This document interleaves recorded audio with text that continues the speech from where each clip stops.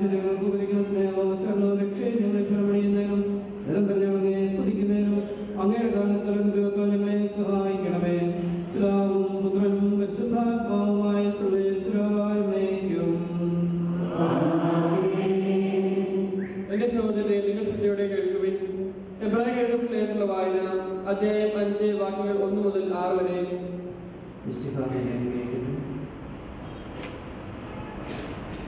മനുഷ്യരിൽ നിന്ന് എടുക്കപ്പെടുന്ന ഓരോ പ്രധാന പുരോഹിതനും ദൈവിക കാര്യങ്ങൾക്ക് നിയമിക്കപ്പെടുന്നത് മനുഷ്യർക്ക് വേണ്ടി പാപങ്ങളെ പ്രതി ബലികളും കാഴ്ചകളും അർപ്പിക്കാനാണ്.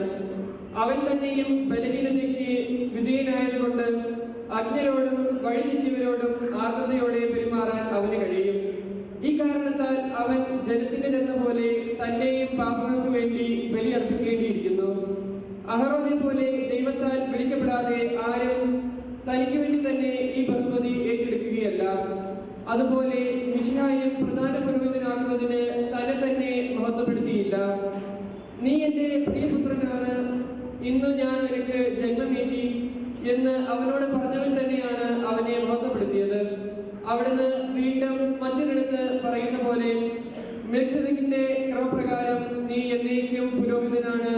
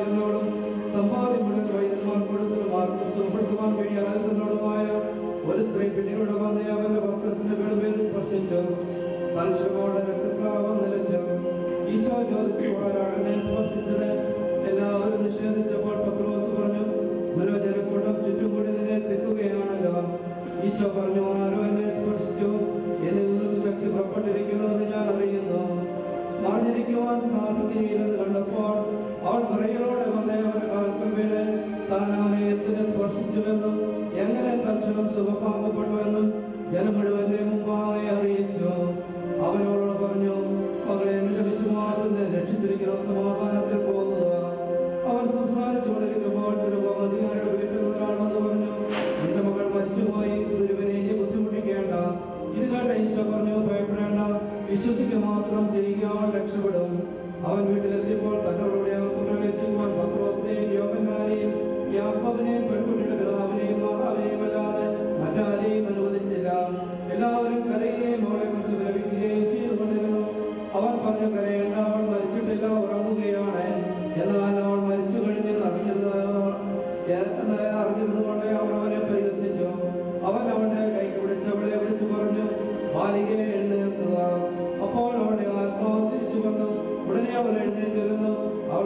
കൊടുക്കുവാൻ എന്തെങ്കിലും നൽകുവാൻ അവൻ നിർദ്ദേശിച്ചു.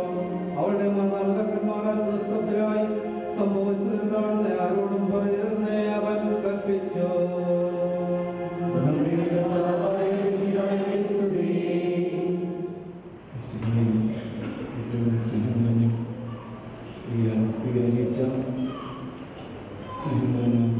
വൈദികരെ, സിസ്റ്റേഴ്സ്, പ്രിയമുള്ള സഹോദരങ്ങളെ, പൗരോഹിത്യ സ്വീകരണത്തിൻ്റെ രജത ജൂബിലി ആഘോഷിക്കുന്ന നമ്മുടെ എല്ലാവരുടെയും പ്രിയങ്കരനായ ബഹുമാനപ്പെട്ട വികാരിയച്ഛന്, എൻ്റെ ഏറ്റവും സ്നേഹനിധിയായ പ്രിയ ഗുരുവച്ചന് ആദ്യമേ തന്നെ രജത ജൂബിലിയുടെ മംഗളങ്ങളും പ്രാർത്ഥനകളും ആശംസകളും ഒത്തിരി സ്നേഹത്തോടെ സന്തോഷത്തോടെ ഞങ്ങൾ എല്ലാവരും ഒന്നു ചേർന്ന് നേരുകയാണ്.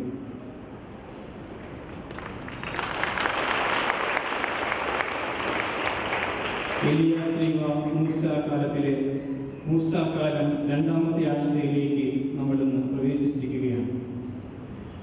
ഇന്ന് തിരുസഭ നമുക്ക് വിചിന്തനത്തിന് തന്നിരിക്കുന്ന തിരുവചന ഭാഗം തങ്ങളുടെ ഉറച്ച യഥാർത്ഥമായ വിശ്വാസം കൊണ്ട് യേശുവിന്റെ കരങ്ങളിൽ നിന്ന് ഒരു വലിയ അനുഗ്രഹം പിടിച്ചു വാങ്ങുന്ന ജായിറോസിന്റെയും രക്തസ്രാവക്കാരി സ്ത്രീയുടെയും സംഭവകഥയാണ്.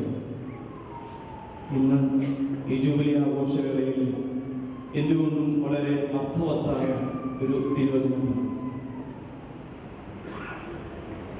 പുരുഷ മേധാവിത്വത്തിന്റെ മറവിൽ സ്ത്രീകൾ പൊതുവെ അവഗണിക്കപ്പെട്ടിരുന്ന കാലത്ത്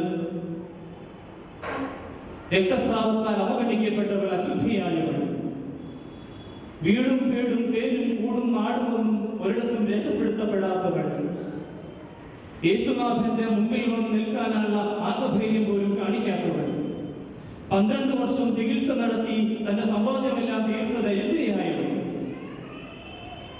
ഒരു സ്നേഹബന്ധങ്ങളും ഒരു ആത്മാർത്ഥ സുഹൃത്ത് ബന്ധവും പോലും കാത്തു സൂക്ഷിക്കാത്തവർ, ഒറ്റപ്പെടലിന്റെയും പരിഹാസത്തിന്റെയും വേദനയുടെയും കുറ്റപ്പെടുത്തലിന്റെയും ഒക്കെ ഭാരവുമായി പുറകെ നടന്നു വന്ന യേശുവിന്റെ വസ്ത്രത്തിന്റെ തുമ്പിൽ സ്പർശിച്ചപ്പോൾ അവളുടെ വലിയ വിശ്വാസം കണ്ട യേശു അവൾക്ക് മനോഹരമായ സ്നേഹത്തിൽ ചാലിച്ചെടുത്ത ഒരു പുതിയ പേര് നൽകി അവളെ അനുഗ്രഹിക്കുന്നുണ്ട്.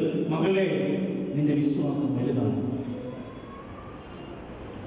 സമൂഹത്തിൽ വലിയവൻ, സംഘങ്ങളുടെ നേതാവ്, സിനഗോഗിന്റെ അധികാരിയായ ജായിറോസ് എന്ന മനുഷ്യൻ തന്റെ അഹംഭാവവും തന്റെ സ്വാധീനവും തന്റെ എല്ലാ പേരുകളും മാറ്റിവെച്ചിട്ട് തന്റെ മകൾക്ക് വേണ്ടി യേശുവിന്റെ മുമ്പിൽ മുട്ടുമടക്കി വിശ്വാസം പ്രഘോഷിച്ചപ്പോ യേശു അവന്റെ ഭവനത്തിൽ ചെന്ന് മരിച്ച കുട്ടിയുടെ കൈപിടിച്ച് ഉയർത്തിച്ചിട്ട് മാതാപിതാക്കൾക്ക് സമാനമായി നൽകിയിട്ട് അവരോട് പറഞ്ഞിട്ടുണ്ടാവണം, മകനെ, നിന്റെ വിശ്വാസം വലുതാണ്.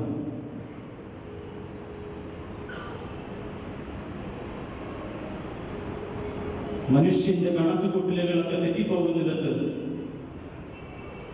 ശാസ്ത്രത്തിന്റെ കൈ അശക്തമാകുമ്പോൾ, മനുഷ്യന്റെ കൈ നിസ്സഹായമാകുമ്പോൾ അവിടെ ദൈവത്തിന്റെ കൈ പ്രവർത്തിച്ചു തുടങ്ങുമെന്നും അങ്ങനെ തുടങ്ങുന്ന അത്ഭുതങ്ങൾ സ്വീകരിക്കാനായിട്ട് മനുഷ്യരായ നമ്മൾക്ക് നല്ലൊരു വിശ്വാസം ഉണ്ടാകണമെന്നും നമുക്ക് കാണിച്ചു തരുന്ന 2 അത്ഭുതങ്ങളാണ് പ്രിയമുള്ളവരെ നമ്മൾ വായിച്ചത്.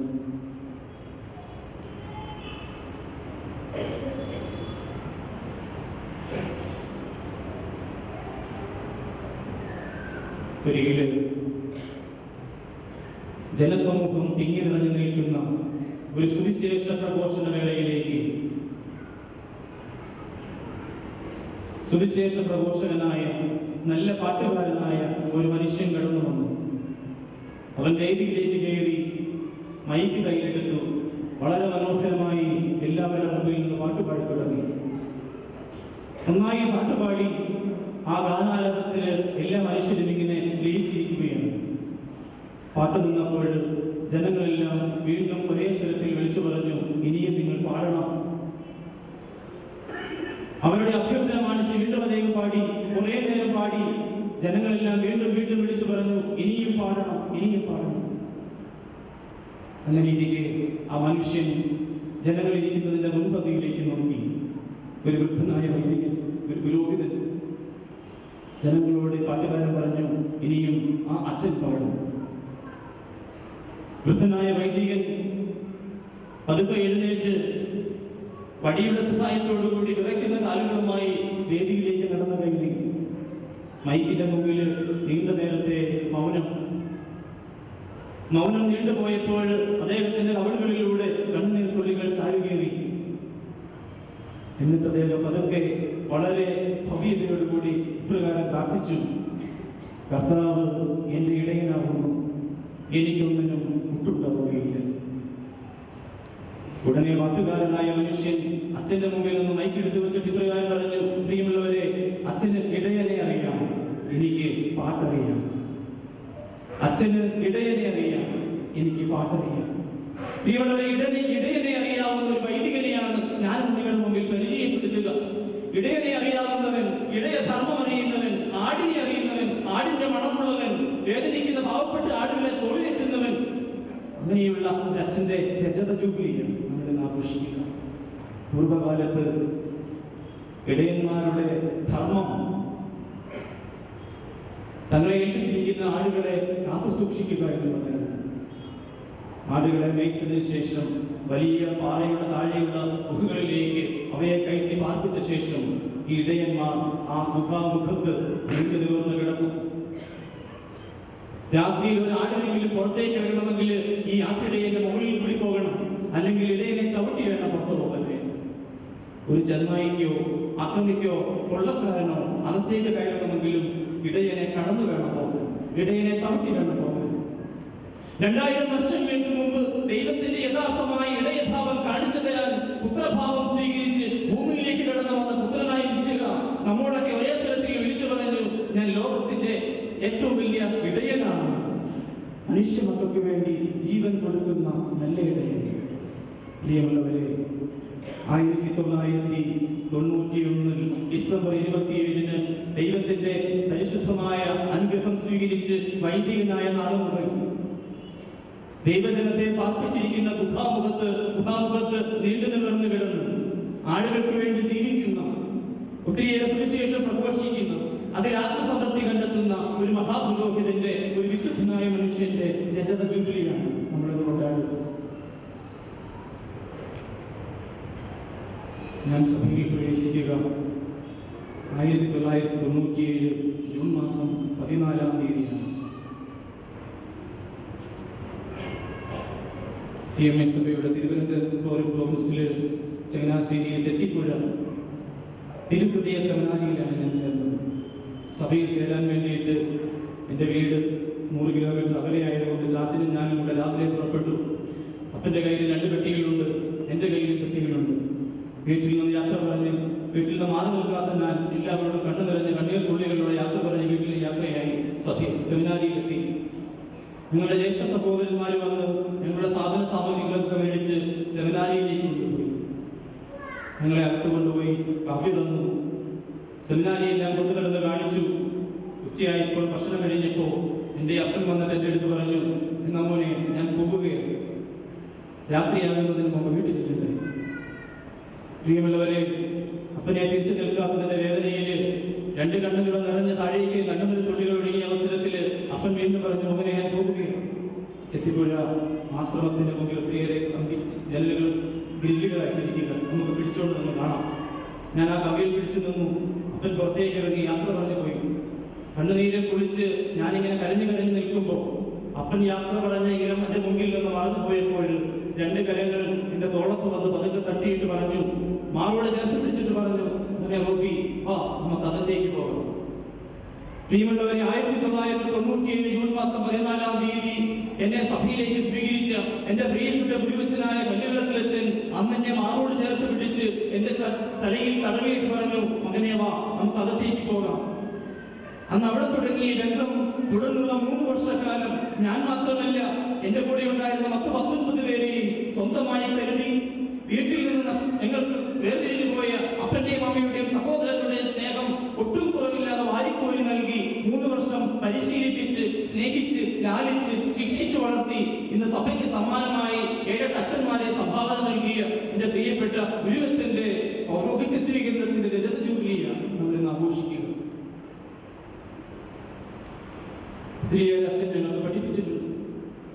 പകലന്തിയോളം യുവജനങ്ങളുടെ കൂടെ ഉറക്കമില്ലാതെ ഭക്ഷണമില്ലാതെ ഇറങ്ങിത്തിരിച്ച് ഒത്തിരിയേറെ യുവജനങ്ങളെ സഭയിലേക്ക് അടുപ്പിച്ച് ജീസസ് യൂത്ത് പ്രസ്ഥാനത്തിലൂടെ ഒത്തിരിയേറെ കേരളത്തിന്റെ മുക്കിലും മൂലയിലുമുള്ള പള്ളിയിൽ പോയി ധ്യാനങ്ങൾ സംഘടിപ്പിച്ച് കുടുംബ നവീകരണവും സമൂഹ നവീകരണവും നടപ്പിലാക്കിയ വളരെ വിശുദ്ധനായ ഒരു വൈദികൻ ഞങ്ങൾക്കിന്നും പ്രചോദനമായിരുന്നു.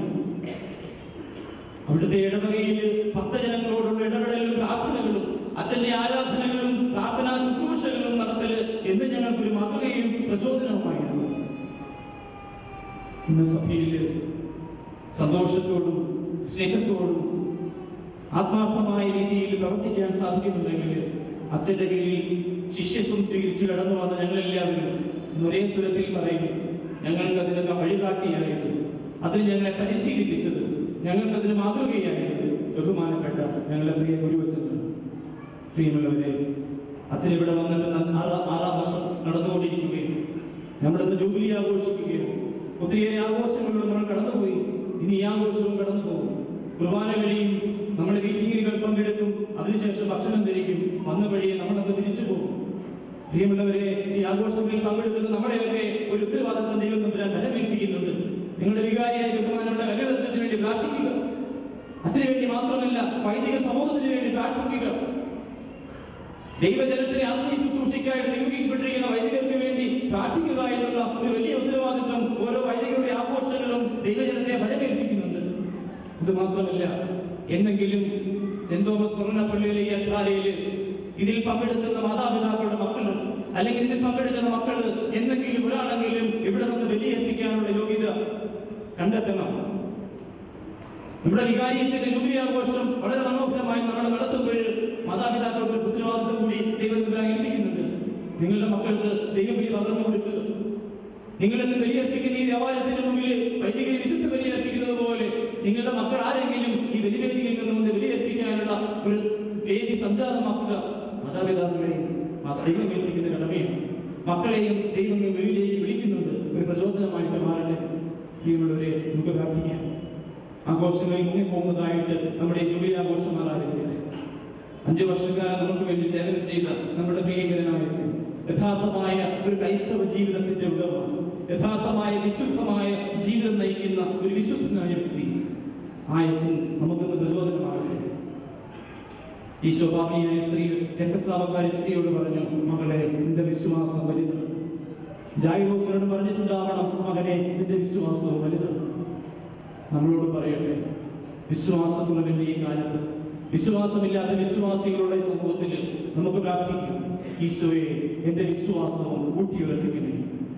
നല്ല വിശ്വാസികളായി, നല്ല കത്തോലിക്കലായി, നല്ല സഭാമക്കളായിട്ട് നമുക്ക് ശോഭിക്കാം. നമുക്ക് നേതൃത്വം നൽകുന്ന അച്ഛന്മാർക്ക് വേണ്ടി പ്രാർത്ഥിക്കാം. ഒരിക്കൽ കൂടി ഇന്ന് 25 വർഷം പൗരോഹിത്യ ജീവിതത്തിന്റെ പൂർത്തിയാക്കുന്ന എന്റെ പ്രിയപ്പെട്ട ഗുരുവച്ചന് ജൂബിലിയുടെ എല്ലാവിധ മംഗളങ്ങളും നേരുകയും ആശംസിക്കുകയും പ്രാർത്ഥിക്കുകയും ചെയ്യുകയും അതോടൊപ്പം തന്നെ ഒത്തിരിയേറെ സമ്മാനങ്ങൾ കൊടുക്കുമ്പോൾ എൻ്റെ ഈ എളിയ ജീവിതം എൻ്റെ ഗുരുവായ അച്ഛന് മുമ്പിൽ സമ്മാനമായിട്ട് സമർപ്പിക്കുകയും ചെയ്യുന്നതോടൊപ്പം അച്ഛൻ്റെ പ്രാർത്ഥനയിലും ഇടവക ജനത്തെ ഓർക്കുന്നതോടൊപ്പം എന്നെയും ഞങ്ങളെല്ലാവരെയും ഓർക്കണമേ എന്ന പ്രാർത്ഥനയോടുകൂടി നമുക്ക് അച്ഛന് വേണ്ടി പ്രാർത്ഥിക്കുകയും വിശുദ്ധ ബലി തുടർന്ന് അർപ്പിക്കുകയും ചെയ്യാം. പിതാവിൻ്റെയും പുത്രൻ്റെയും പരിശുദ്ധാത്മാവിൻ്റെയും